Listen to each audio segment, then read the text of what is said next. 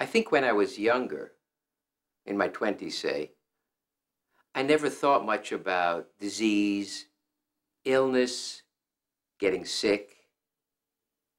I think I believed, like most people, that I was entitled automatically to good health until old age. When I think old, I see my grandmother, who lived for very many years. Sure, that was my mom's side of the family, but it never occurred to me that anyone under the age of 50 ever developed anything more serious than heartburn. Now, my dad was always concerned about his cholesterol and made it a point to eat his oatmeal and non-fat cottage cheese most every morning. My life in the New York suburbs was, by any standard, comfortable and secure. Illness, much less chronic illness, was not a concept that had any connection to my reality. In my 20s, I lived a semi-bohemian life in New York, never imagining, even for a second, that I would suddenly confront pain, confusion, and an overwhelming sense that life was both unjust and cruel. However, this tale doesn't begin with high drama, but rather with a small patch of dry, flaky skin on top of my scalp.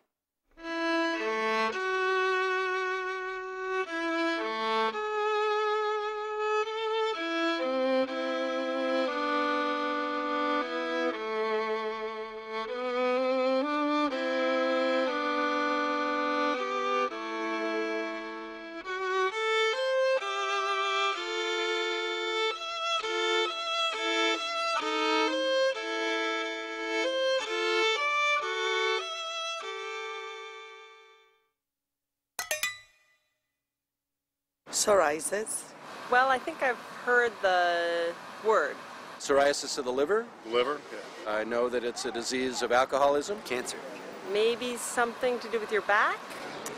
Dandruff. Well, it's a skin disease. Why do I look like I have it? I think it's environmental. And there's a pretty good prevalence of it in other countries that drink a lot. Elbows, knees, it's red, it's got white scales. It's a skin disease. You know, it's flaking and itching. My husband has it on and off. What else do you want to know? How do you know all that? Because I've had it. The heartbreak of psoriasis. What does psoriasis look like? It may first appear as a crusty patch on skin or scalp. Can it get worse? Yes, and it can leave skin rough and scaly. Can anything relieve the itching and scaling?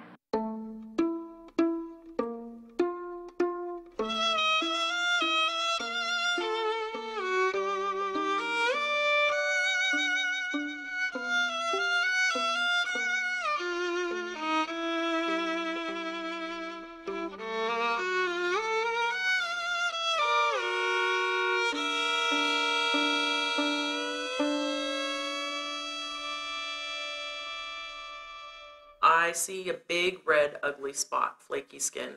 It started on my scalp. It started off in little spots on my thighs. Knees, elbows, ankles. I was 12 years old when I first had symptoms of psoriasis. I was first diagnosed with psoriasis when I was about 18. I was in high school, and I first developed it on my scalp. Gina and I had only been married for 6 months, and one day I woke up with some patches on my scalp.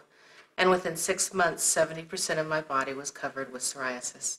Well, I was concerned about my scalp, so I went to a dermatologist. He told me I had psoriasis. He gave me some coal tar shampoo, sent me home, and basically I was fine for the next 2 years. When I had sort of mild psoriasis, I just didn't want it to be psoriasis. I just lied about it. So I would tell people that I burned my arm on the stove, I had a scab that wouldn't heal. I remember people asking me, what is wrong with your face? And, oh, I got sunburned.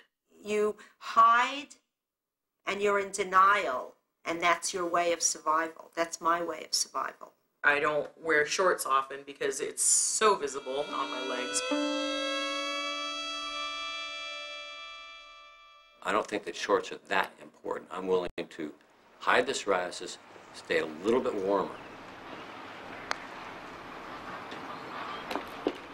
I don't want to see somebody else wearing shorts with psoriasis. I mean, I don't think it's very attractive. Yeah, I was always fearful that someone would, if I exposed myself, my skin, or where it was affected, that other people would find it as repulsive as I did. When you have something on your face, how it's blown up and how you're just always thinking about it and you almost get obsessed with it. Now you think of these patients that have total body disease. And then who are you going to show that to? I mean, if you're upset yourself with one acne lesion, how do you think someone feels who has total body disease that affects their skin?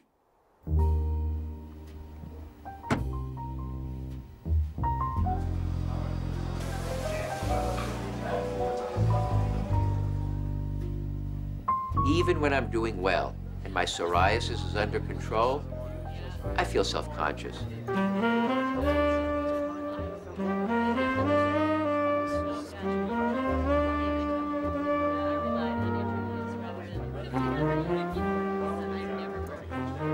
And when I walk into a public place, it feels like people are staring at me.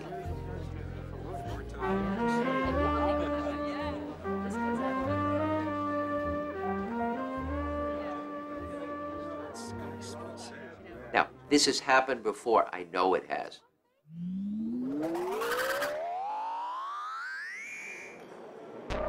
And even when my skin is good, they're still my hands. And the way I walk.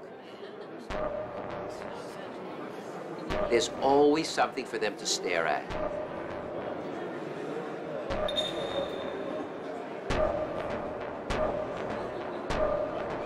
Or is this the case? Is this just all in my head?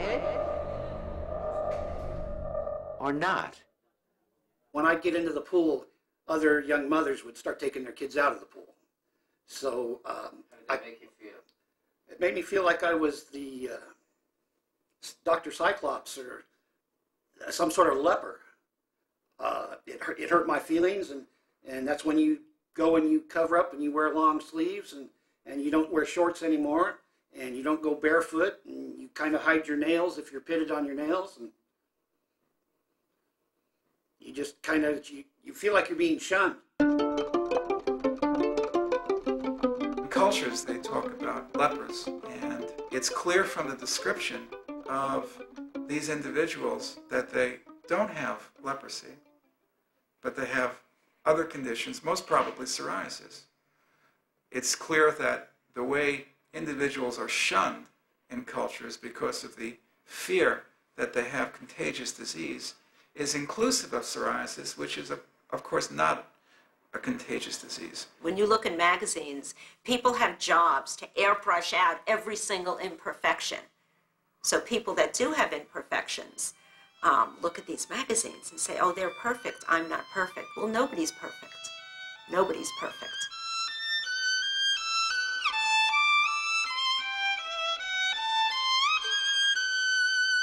Virtually everybody has horrific standards that they hold up to themselves, or they hold themselves up to, and in that way really continually feel inadequate, unworthy, shamed, harmed. People are going to look at me, wonder what's wrong with my skin, what's wrong with me, what kind of disease I have, or is it contagious? Can I get near this person? Or, if I'm flaking, if I have flakes on my shoulders, on my collar, if people are going to look at me strange.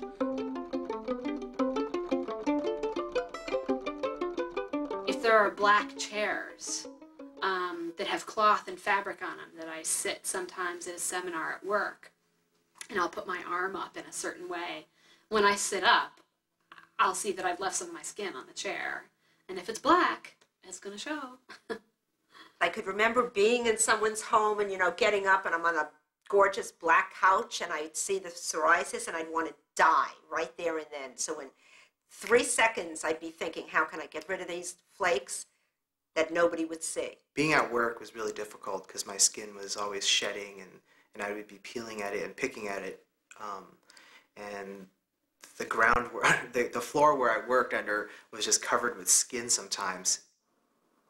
My bed would get full of flakes, and around my bed would be full of flakes. So it's just the hassle of a disease that messes up your house, it itches like crazy.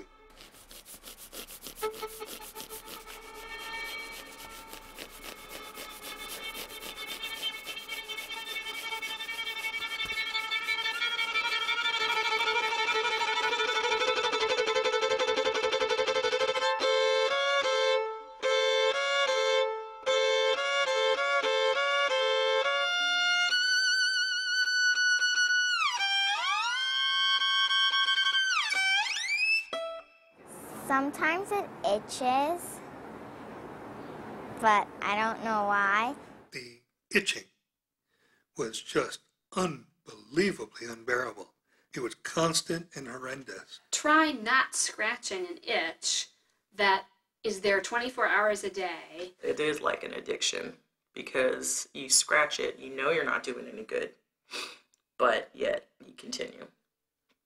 I had some favorite weapons of choice to scratch with. I'll scratch until I draw blood. The top of a bottle cap with all the little spiky points, that's a really good thing to scratch with. If I feel like, God, I want to go like that, I'll just go like that.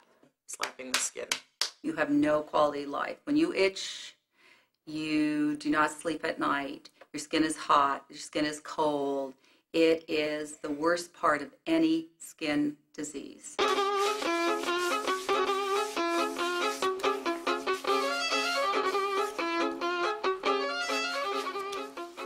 I've had every conceivable, just about over-the-counter remedy that there is that they advertise on TV. Goops, lots of little samples. Creams and salves. I've used the topical steroids, but you know, when you've got psoriasis on large parts of your body, you have to use those steroids a lot. I used to use a strong steroid with saran wrap occlusive dressings. I did that for months and months, years. And I noticed that my skin was starting to thin on my legs. Psoriasis, in its clinical appearance, is an inflammatory condition.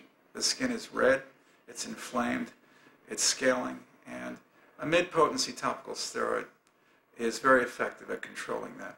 Now, one shouldn't rely on topical steroids. Well, there would be periods of time where the psoriasis would cover my skin to such an extent, to maybe 60 to 70%, that it would form very hard shells over portions of my body, sometimes my arms, sometimes my legs. And without treatment, the plaques would become very thick, and so as you moved, your muscles and so forth, it would crack.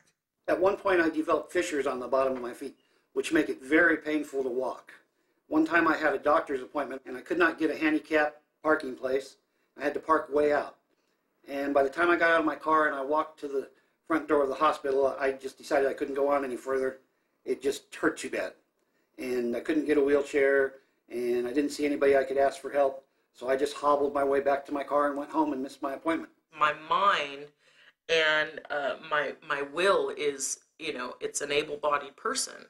And I start the motion and I'm stopped because I feel pain. I felt absolutely trapped inside my body. It hurt to be there.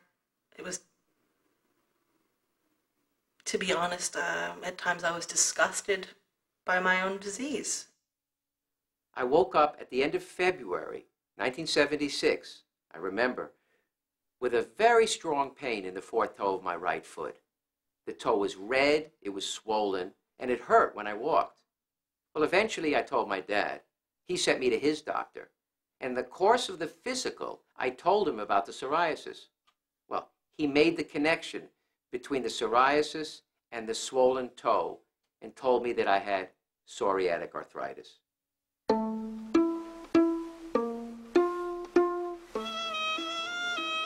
I was never an early riser, even as a kid. And after I developed psoriatic arthritis, it became even more challenging to pull my body out of bed at a reasonable hour. Getting up means not only facing the day, but also facing my imperfections. It's taken me years to accept the fact that when I wake up, I'll still have what I had when I went to sleep the night before. Arthritis feels when you wake up in the morning as if the day before you had run a marathon. and now you're waking up after having done that.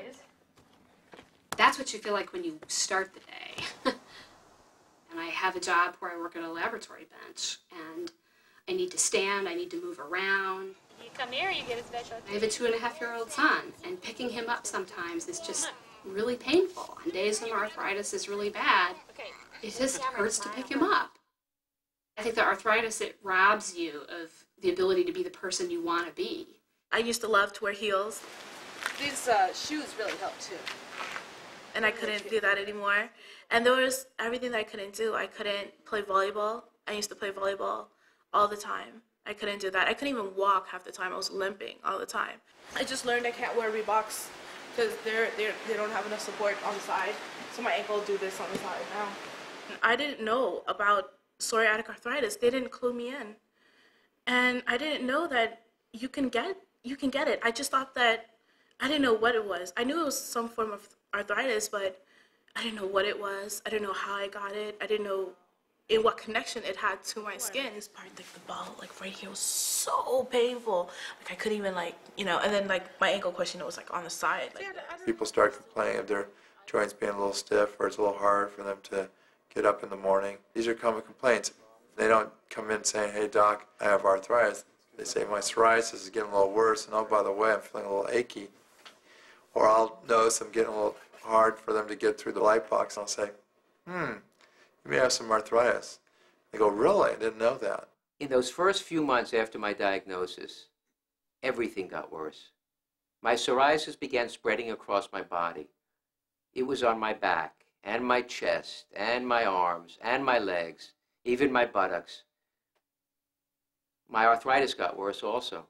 It spread from one toe to the other toes. Then it moved into my ankles, and then my knees, and my hips, and my elbows, shoulders, neck, even my jaw. I felt like I was being invaded from the inside and the outside, and that I had absolutely no control. I had no control over my body, which ultimately led me to feel like I had no control over my life. It just kept spreading and spreading no matter what I tried to do, no matter how hard I moisturized, no matter what herbs I took, no matter what I tried to do. It just got worse and worse and worse. And then it just spread into blotches, and I got patches of psoriasis, which I would consider to be 40-45% of my body. There are many people with psoriasis who are unfortunately undertreated. What I mean by that is they might have widespread disease, but when they see a dermatologist or other physician, they're only given a tube of medication, which is clearly not enough to take care of their whole body. Well, we define moderate, of course, as being probably at least 20% of the body surface involvement. In that scenario, I'm going to be probably advocating not only topical steroids and maybe vitamin D, but I will right away start talking about light therapy.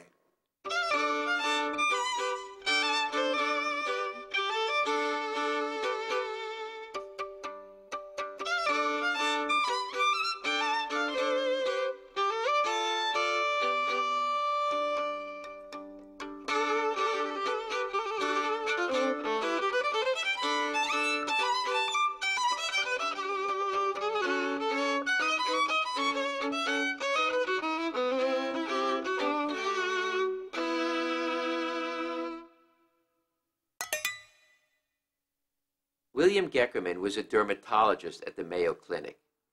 In the 1920s, he developed a treatment for psoriasis utilizing coal tar and ultraviolet light.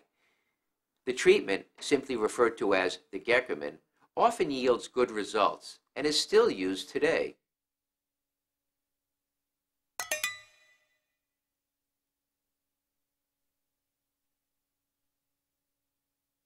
They put this coal tar all over you. You stay in a light box. You spend the rest of the day at the center. By the end of the day, you go in the light box again. This is within a 6-hour span, approximately. You go in the light box again, and then you take a bath to get all the gunk off of you.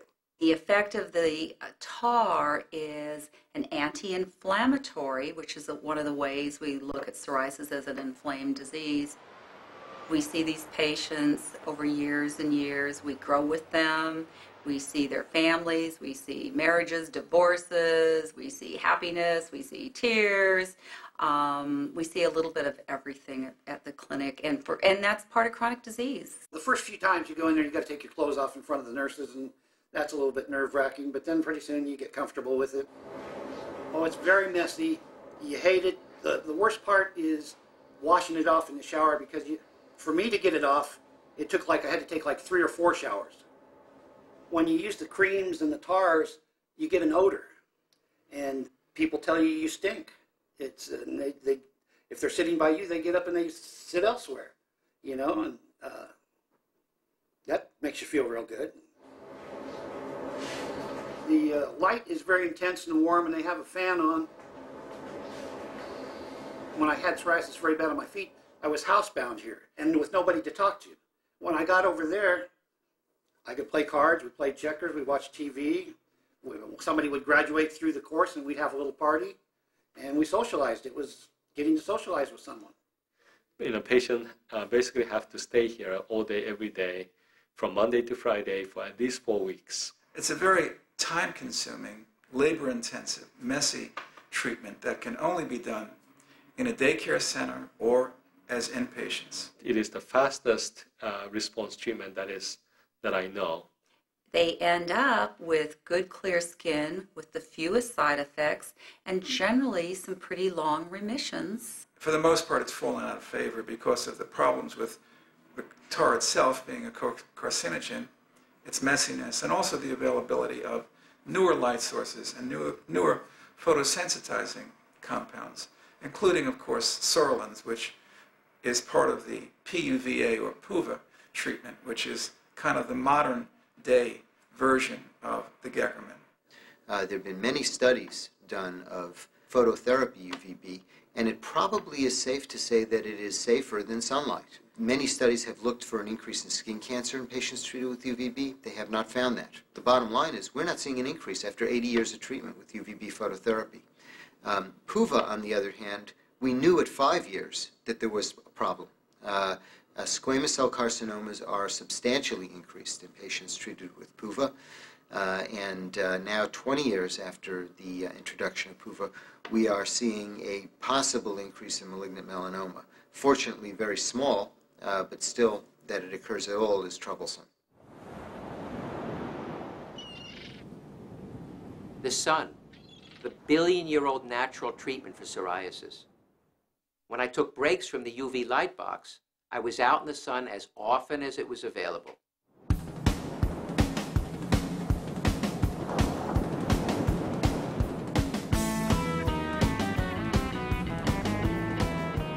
Because I've had massive amounts of ultraviolet light, I always worried about skin cancer. Well, as luck would have it, a few years ago, I noticed a growth on my lower left leg just above my ankle. Sure enough, it was malignant, a squamous cell carcinoma.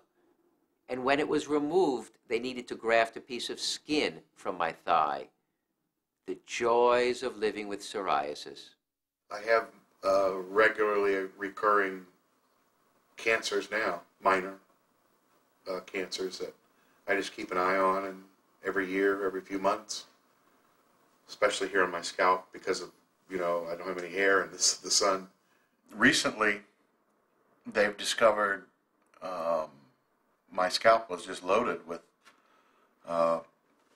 actinic keratosis, they call it, and they found basal cell carcinomas. And I'm thinking it's, it was all those years of UVB light treatments in boxes. For 20 years, I avoided any discussion about taking methotrexate. I was afraid of what it might do to my liver, on top of everything else I ingested over the years. Well, eventually I ended up taking it for about 5 years, and did reasonably well. Now, I'm very glad to be free of it. My experience in methotrexate has been overall very good. The problem is that even though my experience has been good, methotrexate has a well-documented, serious, long-term possible side effects. If you're going to use a drug that has as many side effects as methotrexate, which has a real death rate, and people die from methotrexate every single year. If you're going to use a drug that powerful, the patient has to have severe psoriasis to justify it. So that's the first thing that we look for. The second thing that we look for are reasons why we couldn't prescribe anything else that's safer. I've tried a number of treatments over the years and managed to get some relief for short periods of time. But my psoriasis always crept back. But in those brief periods when I did get clear, that feeling, it's hard to describe. It's utterly liberating. You're finally free of pain, itching, and self-consciousness. And you're back in that body that you took for granted years before you ever got sick. And life just looks a whole lot better. When their psoriasis improves, their life improves as well. Their whole participation in life in all of its forms changes, and the change can be profound. Being clear is just a wonderful feeling. The first thing I think of is always public swimming pools and walking around in shorts. I feel a lot happier. I feel more comfortable with people. I just feel like I was before I was diagnosed. Just go out and do whatever you want, not have to worry about people staring, not have to worry about, you know, your skin bleeding. It was just great. It's just a great feeling. I just felt like I got my life back. You just get clear. You just have this great new treatment, and your skin's nice and clear. Always you're worrying about, when will it come back? When do I have to hide it again? When do I have to lie about what's wrong with my skin? Hard to tell an employer, or if you apply for a job and tell the employer, well, you know, anytime in the next 6 to 9 months or 12 months, I may have to leave because I'll be crippled by the skin disease. With psoriasis, you never knew. Or at least when I was in my 20s and 30s, I never knew if I was going to get better or I was going to get worse. Oh, it's just a little spot on your knuckle, and it doesn't seem like much. But I remember looking at it and thinking, what if this one stays? What if it just gets bigger? What if? To see massive amounts of clearing and then to see it creep back, it's frightening, it's devastating, it's depressing. If you have to moisturize every day, if you have to come for phototherapy, even giving yourself an injection, you do wear out. And then if you're itching and you don't sleep at night and you still have to go to school in the morning, or you have to go to work, or you have to look after your baby, you're tired. And there's a point where you do give up. Even when I don't have the disease, I still have the disease. Bottom line of all of this is that even if I know I'm clear, to me, I'm not. You're in for life. When I was first diagnosed, I was overwhelmed, confused, frightened, angry, and self-blaming. Yes, I felt guilty. I think somehow I felt that I was responsible for my condition. I needed to know why this was happening, and there was no clear answer. You know, I thought to myself, why me? Why am I being punished? I was a decent guy. I don't go around robbing banks or beating up kids or kicking dogs or anything like that. And I thought, why me? I disconnected from my body, from the pain, from the itching, from the lack of control. I ignored my body as much as I could, because then I would be ignoring the pain and the disease. I just tried so many medication after medication, that I just lost hope because nothing was working. So I just, one day decided, screw it. At 22, when my disease became very severe and I went in for the Geckerman treatment into the hospital, I realized that I had not a very nice life ahead of me. While my friends were off interviewing for their post-college jobs, and they had their romances and were thinking about the possibility of getting married in a few years and having children and trying to figure out what life they were going to have, I was faced with a life of disease ahead of me. It puts you in a freeze where your entire body just freezes. And that's it. It freezes over, and you have an inability to do anything else except cover up and hide. I don't even want to, I don't want to get up, I don't want to go out. I hardly ever left the house, and I thought I was the only person in the world who was suffering. I stopped talking. I stopped being social. But I didn't think anybody would want to be friends with me. I thought I was totally and utterly worthless. I couldn't get up and get dressed and go dancing with my friends, and they knew something, was up, but I never said anything. And when they would call me and say, "Hey, Brent, let's go out." No, I can't go out, I'm sick. Or no, I don't want to go out, and just make up another excuse. And these were people that I considered my good friends, and they didn't have a clue what was going on. No one knew. You hope. And when it doesn't work, it can be so devastating. My skin became horrible, very bad, and I became severely depressed and fell into that real fugue state of total depression, of inability to function almost.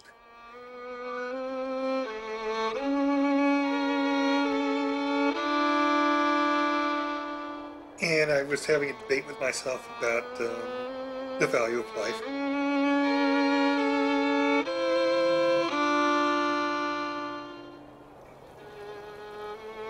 And I couldn't find any positive reason why someone should continue to live in this world.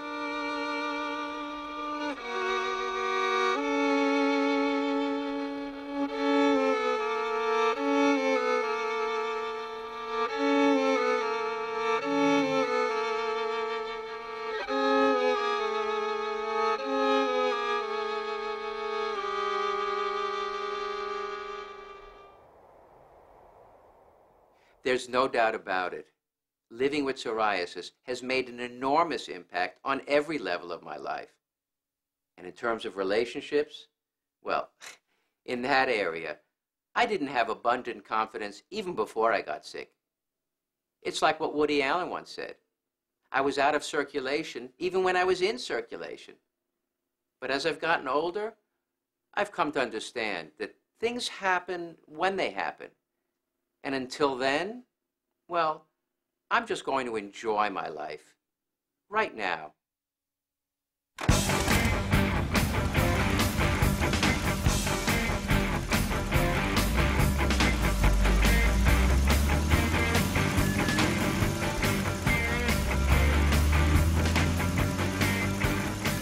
My motorcycle is my freedom.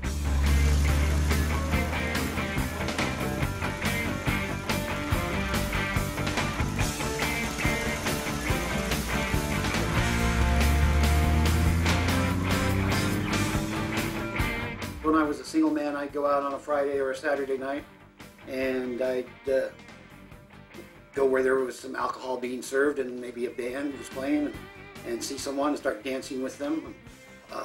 End up back at their house, and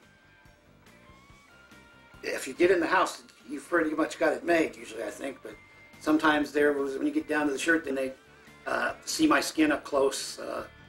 That would shut the whole thing down.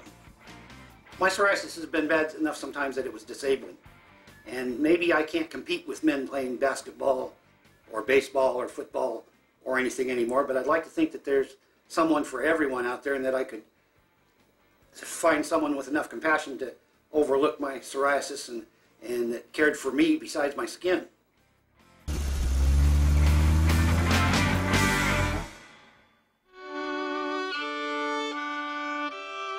When we first got married, we both worked, so we had a fairly good income, and we were able to afford to live fairly well. And in the beginning, we were able to handle the costs of the treatments without too much difficulty.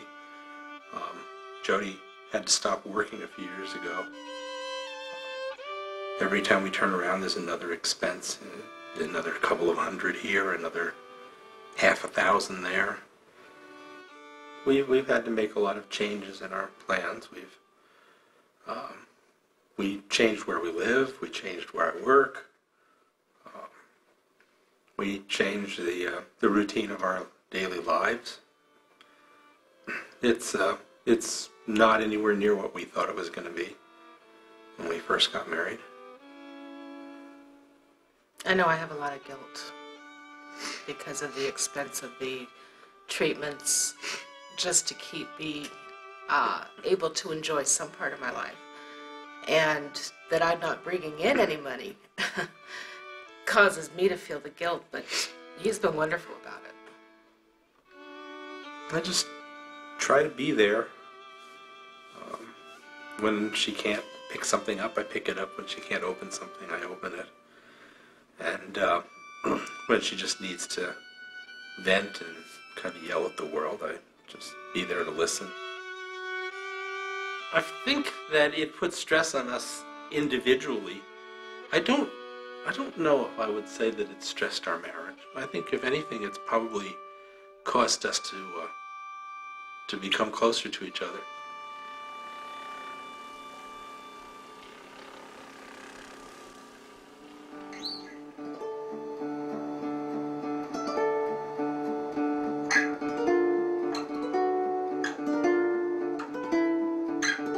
I tried real hard not to ask until I got to know Mark a little bit better. And of course you have to at some point ask, what is this? You know, what's it like to have this affliction?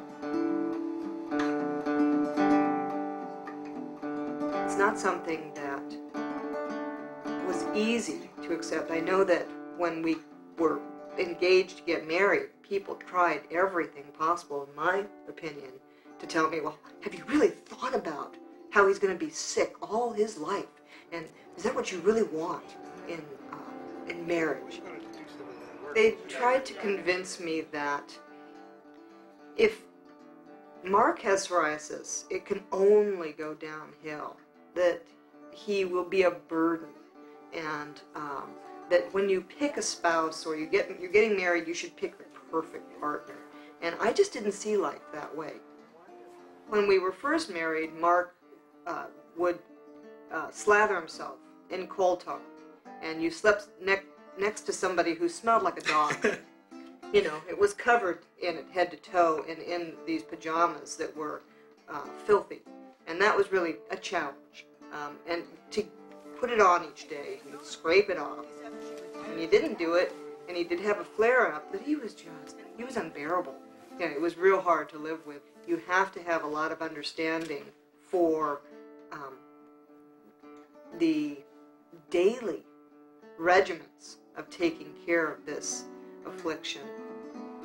His back is so rough, and it was a real challenge to adjust to how numb that made my fingers, giving him a back rub, because it was very, very rough and different. And you don't know what hurts on someone, you know, and you have to ask, you know, does it hurt to touch the skin? And sometimes it does, and I wouldn't know that.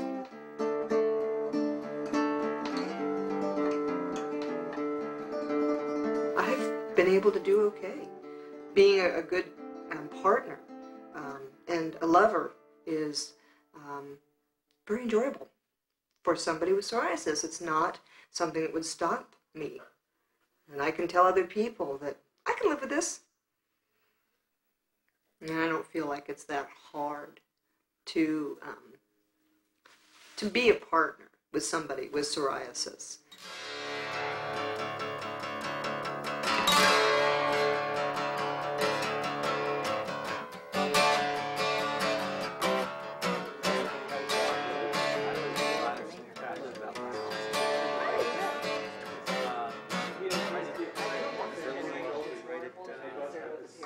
The more energy I put into the support group, beginning it and running it, the more I felt like I was taking control over my diseases, that I wasn't letting them rule my life, that I was making a life for myself.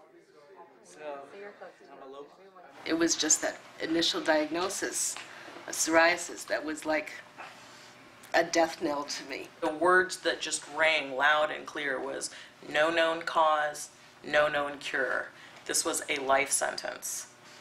I would just always hide it, so, because people have a fear when you say psoriasis. They don't know what it is, and they think it's contagious. I know one guy at a bar many, many years ago, way back when, he comes up and he goes, "Ew, what is that?" And I went like this. And I go, "Herpes." And he was so mad. I was like, but I just... I'll completely forget that I've got psoriasis. Really? And I'll just be doing my merry little thing, and then somebody come up and go, "Oh, you got a little," and it's like, "Oh." I just kind of, assumed that they would reject me, and then I would just, it was easier for me to do the rejection first. When I was at my worst, I have to admit that I completely shut down sexually and emotionally. For Brenda and I, it was something that was put out on the table way in the beginning. We would email each other back and forth, and I noticed she was a little reticent about some things. And it just took a lot of prying, but finally we just started talking one time, and she basically just said, "Ed, you know what psoriasis is?" Just through the course of that, it was kind of a natural thing. We were just friends first, and she just kept educating me about it. I started to come to these meetings, and I don't see it as an issue or as a deterrent to getting to know her better. It's not. I don't see it as, "Oh, there's Brenda, and she has psoriasis." I just see that's Brenda. I felt so alone for a very, very long time. And after having it for so many years, I didn't meet people who had psoriasis and psoriatic arthritis until I was 24 years old. I came across the National Psoriasis Foundation's website, and I noticed they had a forum. I couldn't believe all of the information I was getting from it. And I couldn't believe how everyone was just so supportive. The Psoriasis Foundation is responsible directly or indirectly for all of the advances. The pharmaceutical industry wouldn't have gone after psoriasis if there wasn't a strong patient support group that would help them identify researchers, identify patients able to participate, show them the severity of the disease. The Psoriasis Foundation got started in 1968 by a woman named Beverly Foster. And actually, she started it with the help of several doctors. The doctors did not push themselves forward. They deliberately said, "I don't want to be on the board of trustees. We do not want doctors running the organization. We want patients running the organization." People didn't expect much. They were just hoping you could give them something. They just wanted to have somebody listen to them. There were dermatologists at that time that did not want to treat psoriasis patients. And Beverly actually told me there was one doctor's office where she went into, there was a sign the doctor had there saying, "We do not treat psoriasis patients." Patient organizations did not give out information on disease and treatments. They just didn't do it. That was unheard of at that time. Back then, the doctor was more of a paternal figure. The doctor really dictated to the patient what they should do. And so there was some real struggle between this young patient group, the Psoriasis Foundation, and these doctors. Today, it's so different. You go to a patient conference today, people come in the door armed with information and expecting information. The organization, though, focused on advocacy. What they did was they went to Washington and they asked for funding for psoriasis research, and they got it. They also asked that psoriasis be listed as a disease eligible for Social Security disability, and that was they were successful in that as well. Washington, D.C. was an opportunity to begin a lobbying effort with the members of Congress and the Senate. We're hoping to get some more of the congressmen and senators to sign up as co-sponsors for the Arthritis Control and Cure Act. We're hoping to get a resolution for Psoriasis Awareness Month in August, and also to try and get Congress to write letters to the NIH to get more funding for research for psoriasis and psoriatic arthritis. We can't change the fact that there wasn't medication for me in my younger years in order to improve the quality of my life, but I'd like to see my children's lives improve with better medications, more funding for research, so that by the time they're 18 or 20 or 25, they will have some really reasonable, safe options that are affordable to them if they need it. Do you think they will listen to you? We hope so.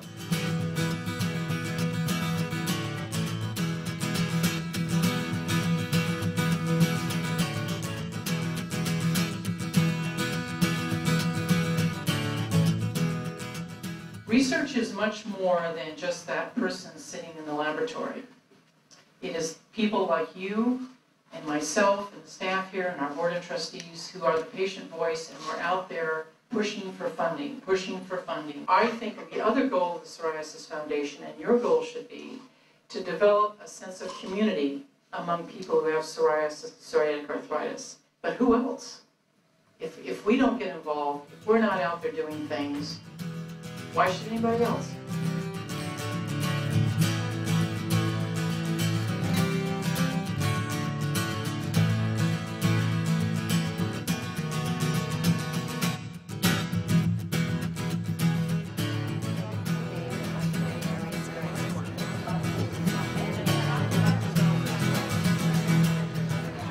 I came to Washington to meet everybody who has psoriasis and to speak to the senators about it. You think they're gonna listen? Yeah, I think the senators are going to listen. I'm 9 years old and I have psoriasis. Psoriasis is an autoimmune disease that affects my skin. You can't catch it. I had psoriasis since I was 4 years old. My day starts with putting medicine on twice a day and going into a light box. And we appreciate the time you're taking with us. And, Sure. You know, we had some success from last year's. We'll be back again. Yeah. We wouldn't think twice about spending a large amount of money to help someone treat their diabetes. This is obviously a very life-altering disease. So what is psoriasis worth? What is treating psoriasis worth? In the last few years, a new class of drugs has become available for those of us with psoriasis and psoriatic arthritis. The biologics, which target specific areas within the immune system, are helping many of us to feel more comfortable in our own skin. And while the long-term effects of altering the immune system are not yet known, the biologics are a welcome addition to our treatment options. So there's no question that we would start an individual who has severe psoriasis that has not responded to topical treatment, that has not responded to ultraviolet treatment of one sort or another. We would start that patient on a biologic. So I started seeing my skin change, and I was 98% covered at the time. So when you see your skin change at 98%, it's a big deal, you know. My skin was really bad for at least 5 years, and I really told myself this is the way I'm going to live the rest of my life, and I tried to accept the fact that I'll just have psoriasis forever. But when I saw the skin clearing, I couldn't believe it. I couldn't believe it. I've never seen the skin clear up, and as it started clearing up the weeks after, it was just an amazing feeling. I just felt like a new person. I'm no longer desperate to find a doctor or a treatment. I have found it. Once a week injection, as opposed to every night, every morning, putting on creams, going in for light therapy to the physician's office. Boy, I have to think about my psoriasis and its therapy once a week. I used to have to think about it at least twice a day, every day. I can get out of the shower and towel off as quickly as anybody else and run out the door instead of having to spend 45 minutes putting on medicine. I can dress for the occasion. If it's hot weather, I can wear a sleeveless shirt. If it's an event, I can show cleavage. These are targeted, much more targeted therapies. And so they're much likely to be more effective because they're specific and targeted to things we know are activated in psoriasis, and they're also likely to be safer because they're not as systemic. They affect the immune system, but they affect certain aspects of the immune system. Psoriasis is a disease of the immune system.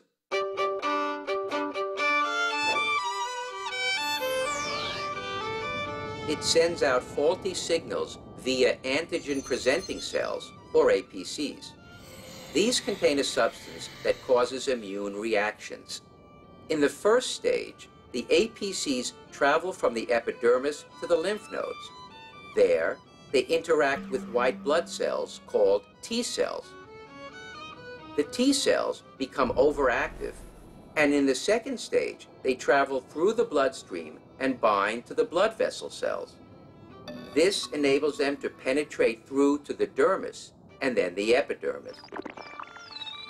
Once in these inner and outer layers of the skin, the T cells are reactivated by a second exposure to the APCs. This is stage 3. The T cells then release soluble proteins called cytokines. The cytokines cause changes to the epidermis cells, speeding up their turnover from 2 weeks to 1 day. They now multiply so fast that they begin to pile up on the surface of the skin and create a thick layer. It is this series of events, repeated over and over again, that causes the symptoms of psoriasis. Anne Bocock, she's the first to really have identified very specific genetic changes that identify patients who might have psoriasis. The impetus for this came from the National Psoriasis Foundation, and the reason they care about finding the genes is because they felt that if you understood the genetic basis of the disease, then you would understand what caused the disease and you could develop novel treatments. My goal is to find at least some of these genes for psoriasis, and we found some, and we're looking for more. And in fact, we're about to probably identify 2 more in the next few months. It's very likely that there are a lot of genes out there that can predispose to this disease. It's possible that there's as many as 50 or more. Once we know all the genes, we'll be able to profile patients. There will come a time when you will be able to go into the doctor's office and they will be able to genetically type your disease. You have a psoriasis that has this genetic signature. Therefore, these therapies work best with that type of psoriasis and that genetic signature. John Kabat-Zinn, a researcher and writer, has explored the mind-body connection for many years now. He's applied meditation and visualization techniques to help people relieve stress and promote healing. And along the way, he's worked with psoriasis as well.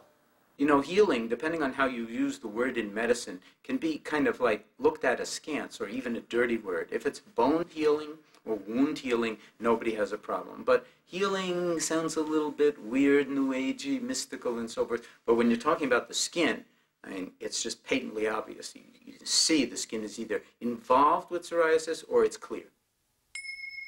The light is slowing down their growth by stopping the machinery that those cells use to divide. And of course you can do this yourself whenever you are exposed to sunlight or if and when you're undergoing phototherapy. How about we do a randomized clinical trial and put people into one of 2 conditions. Either they get the light treatments the ordinary way by themselves as usual, or while they're standing in the light box, we develop a guided meditation tape for them that in some way they can follow over the course of their treatments, hearing more and more of the tape as the treatments get longer, and practice cultivating mindfulness while they're standing in the light box and see what happens, because it's a very powerful stress-reducing technique, and it's all based on awareness. The results of this randomized trial, and we did it twice, by the way, because the first time I didn't believe it, is that the meditators are healing on the average much faster than the people who are just getting the light treatment by itself. The skin is actually clearing faster. And the second time we were able to measure how much faster, and it's approximately 4 times faster than the non-meditators. Something that they're doing in the light box, something related to the mind, is influencing a healing process that we can see and photograph, and it has to be down to the level of gene expression and cell replication. That the mind can influence any of that is in itself a finding that's certainly worth pursuing and exploring and seeing what the depths of this actually are. The cultivation of mindfulness itself is an act of kindness, an act of loving kindness and self-compassion. It's not unlikely that the skin is listening when you assume that kind of orientation towards your experience, and that it could potentially, as in our psoriasis study, shift things in the direction of more clear for longer.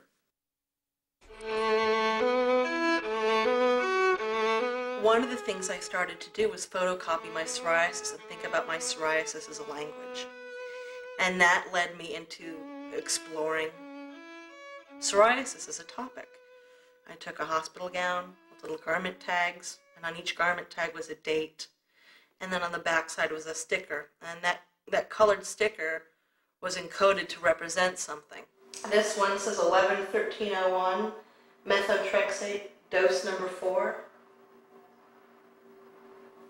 And on this side, 3. So I took 3 pills at one time. And this area here is actually a replication of my hip that I had photocopied, and I used a hard medium. I stopped seeing myself, truly stopped seeing myself as a victim of psoriasis. I've been working a long time to not be a victim, but I think that was when the door closed for myself of that room of torture. And I started thinking of my disease as my own personal language and how it would shift and how it would change. And I think that helped me start seeing myself separate from my psoriasis. But as I've gotten older, with never really clearing for very long, I've just said to hell with it. And I'll wear a short sleeve shirt to work now. And there's, you know, I'll have a short sleeve shirt on, and I notice people noticing this, but if anybody asks, I say it's psoriasis. What a choice do I have? I mean, this is my skin for this lifetime. Do I want to be in continual war with it, or can I make a certain kind, come to some kind of truce where I don't have to love you unconditionally, but I at least don't have to have you plague me unrelentingly for the rest of my life? I saw it as a flaw that just had to be taken care of or hidden. And as my psoriasis got worse, and as I got older and more mature, I realized the advantage of being very honest and open about it, and that just was liberating. Whatever happens, you know, it gets worse, but whatever, no matter how low you go, there's always an upside. You could only go up from there, and whatever you can to take you up, because it feels so much better than being down.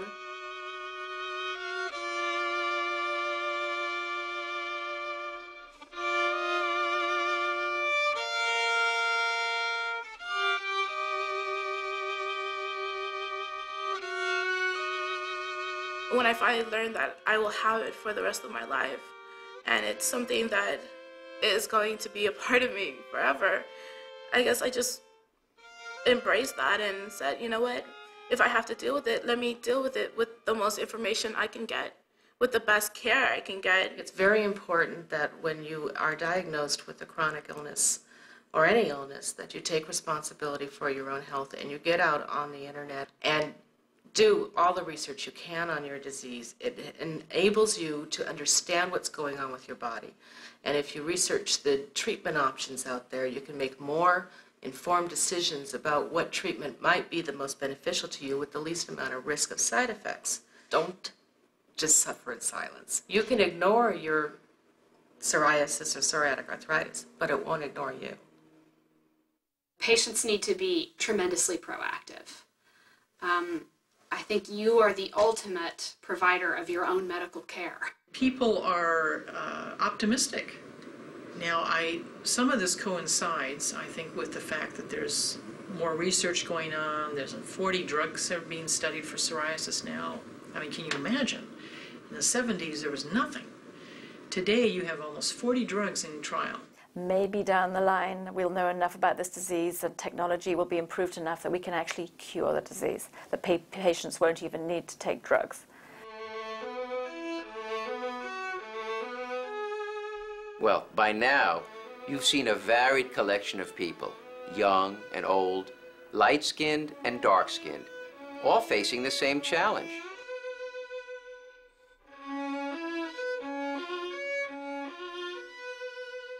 It's never easy, and for some, it's been devastating. But for me, after 30-plus years of living with psoriasis, well, The future looks pretty bright. And the present, well, it's okay. Oh, and that patch of scaly skin on top of my scalp, it's not there anymore.